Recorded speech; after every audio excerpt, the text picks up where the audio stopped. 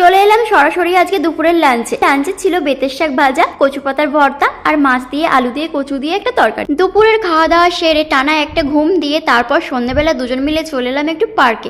বাড়ির সামনে এই পার্কটা রয়েছে, কিন্তু পার্কটা না একদম বাজে পার্ক একটা। কি করব বলো, কোথাও তো যাওয়ার মতন জায়গা নেই কাছে পিঠে, তার জন্য এখানেই চলে এলাম একটু সময় কাটাতে। এই পার্কটায় যখন প্রথমবার এসেছিলাম তখন এক একজনের 10 টাকা করে টিকিট নিয়েছিল, আর এবারে এসে দেখি বাবা সেই টিকিট বেড়ে গিয়ে হয়েছে 20 টাকা করে। পার্কটার মধ্যে কিন্তু এমন কিছুই নাই, কয়েকটা দোলনা রয়েছে আর আছে স্লিপ। আর ওই যে ওই ঘোড়া যাচ্ছিল, ঘোড়াতে উঠলেও টাকা নিচ্ছে, মিকি মাউসে উঠলেও টাকা নিচ্ছে, আর ওই দুটো গাড়ি রেখেছে, গাড়িতে উঠলেও টাকা নিচ্ছে। মানে এই একটা ছোট পার্ক থেকে কতটা টাকা কামাচ্ছে। অন্তত বাচ্চাগুলোর জন্য তো ছাড় দেওয়া উচিত, তাই না? তার থেকে আমাদের কলকাতার ইকো পার্কই ভালো। 30 টাকা করে টিকিট নেই, অথচ একদিনে ঘুরে শেষ করা যায় না। কি করব মনের দুঃখে তারপর বেরিয়ে চলে এলাম। একটুখানি থেকেছিলাম, তারপর এসে এখানে একটা আইসক্রিম নিয়েছিলাম। আইসক্রিমটা তো অল্প একটু খেয়ে আমি খেতে পাচ্ছিলাম না, তাই বরকে দিয়ে দিলাম। তারপর 1 প্লেট ফ্রাই মোমো আর সেও পুরি খেয়ে বাড়ি চলে এলাম।